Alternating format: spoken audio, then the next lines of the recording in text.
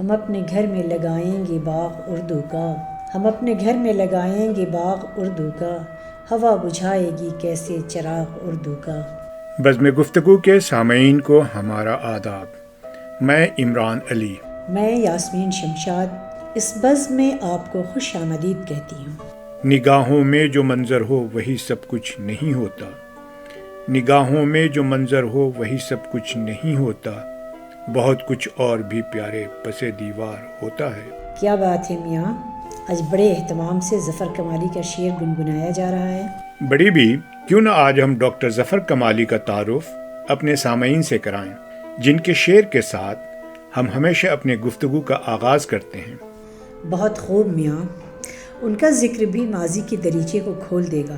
چلو آج کی بزم ظفر اللہ ظفر کے نام، یعنی ظفر کمالی کے نام۔ اپیا بھی، آپ تو ایک ہی جشن 1979 میں پہنچ گئیں، جب ہماری پہلی ملاقات ڈاکٹر ظفر کمالی سے ہوئی تھی۔ اس وقت وہ ذکیہ آفاق اسلامیہ کالج سیوان میں انٹرمیڈیٹ کے طالب علم تھے۔ اگر میں ماضی کے اوراق پلٹوں تو مجھے وہ شام آج بھی یاد آتی ہے جب میں پہلی بار ان سے ملا تھا۔ پہلا تاثر جس کا احساس ہوا کہ وہ ایک مشفق اور مخلص انسان ہیں، لہجے میں نرمی اور شخصیت میں بردباری۔ ان دنوں وہ ظفر اللہ ظفر کے نام سے جانے جاتے تھے۔ میاں، الطاف حسین حالی کا ایک شعر یاد آیا، سنو۔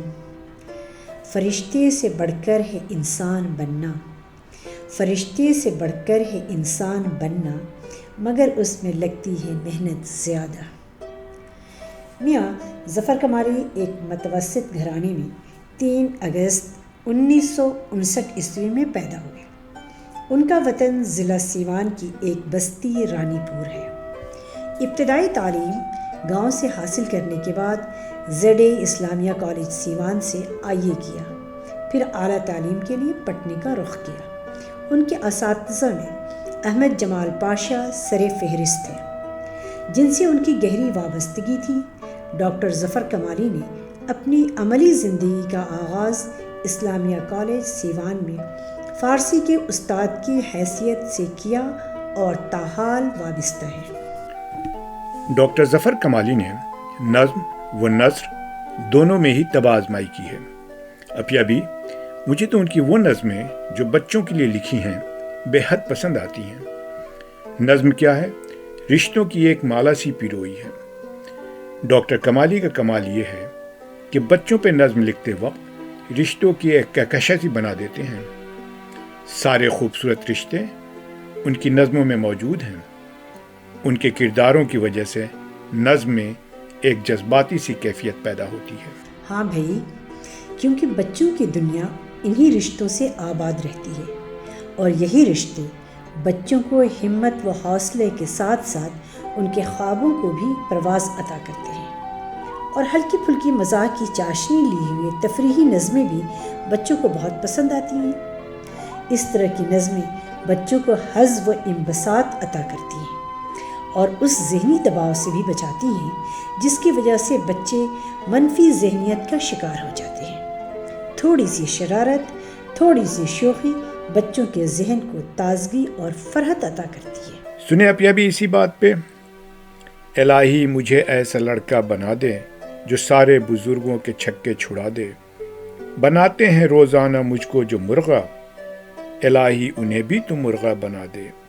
خدایا بہت کھا چکا میں پٹائی، خدایا بہت کھا چکا میں پٹائی، پٹائی کے صدقے مٹھائی کھلا دے۔ اگر سال بھر میں نہ کھولوں کتابیں، نہ کر فیل تو پاس مجھ کو کرا دے۔ میاں، ڈاکٹر ظفر کمالی کی شاعری ایسی ہے جو ذہن کے کئی سطحوں کو متاثر کر سکتی ہے۔ اس میں تحریک بھی ہے، تلاطم بھی، تکلم بھی اور ترنم بھی، اور یہ چیزیں جذبہ و احساس کو بڑی حد تک متاثر کرتی ہیں۔ ایک نظم کی چند سطریں سنو۔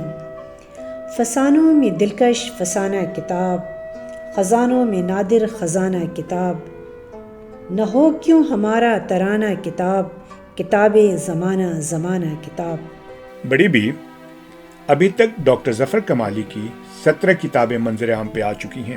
بچوں کے لیے لکھی ایک نظم جس کا عنوان قلم کی عظمت ہے کافی مشہور ہے۔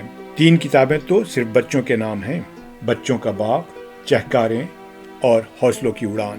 اب بھی سنیں۔ پڑھائی کی حقیقت کا فقط اتنا ہے افسانہ، سبق رٹنا، پہاڑے یاد کرنا اور چھڑی کھانا۔ جنازہ اس چھڑی کا اب اٹھا کر ہم بھی دیکھیں گے، اجی ہاں ہم بھی دیکھیں گے، جی ہاں ہم بھی دیکھیں گے۔ کتابیں ہم نے مانا زندگی آباد کرتی ہیں، مگر بچوں کے بچپن کو بھی یہ برباد کرتی ہیں۔ کسی صندوق میں ان کو چھپا کر ہم بھی دیکھیں گے، اجی ہاں ہم بھی دیکھیں گے، اجی ہاں ہم بھی دیکھیں گے۔ بڑی بھی ان کی ایک اور نظم مجھے دولہا بنا دو بھی کافی دلچسپ ہے۔ نظم تو کافی لمبی ہے لیکن اس کے کچھ بند میں آپ کو سناتا ہوں، سنیں۔ میری امی میری شادی کرا دو، مجھے جلدی سے اب دولہا بنا دو، ذرا دیکھو تو میں بچہ کہاں ہوں کہ اب میں 6 برس کا نوجواں ہوں۔ خوشی کے گیت گاؤ مسکراؤ، جو میرے دوست ہیں ان کو بلاؤ، کرو دعوت محلے کو کھلاؤ، پکاؤ قورمہ زردہ پلاؤ۔ بندھے گا جب مجھے پھولوں کا صحرا، دمک اٹھے گا تب کچھ اور چہرہ۔ مجھے سلواؤ شہزادے کا جوڑا، منگاؤ خوبصورت ایک گھوڑا۔ میاں نظم تو کافی دلچسپ ہے، مگر جانتے ہو بچوں کے ساتھ ساتھ ظفر کمالی کی شاعری میں دبے کچلے، دھوبی، نوکر، غریب، مزدور، حالات کے ستائے اور سماج میں بے وقت کرداروں سے بھی ہمدردی، محبت و غمخواری کا بخوبی ذکر ہے۔ کچھ تمثیلی نظمیں بھی ہیں جیسے ننھا پودا، بیمار چوہیا، کوا اور کوئل وغیرہ وغیرہ۔ ان نظموں میں چیونٹیوں کی قطار شاہکار کا درجہ رکھتی ہے۔ ڈاکٹر ظفر کمالی کی شاعری میں ظریفانہ عنصر بھی بڑی حد تک پایا جاتا ہے، جس کے ذریعے سے انہوں نے اپنے قارئین کی توجہ اس پرآشوب دور کی طرف بخوبی دلائی ہے۔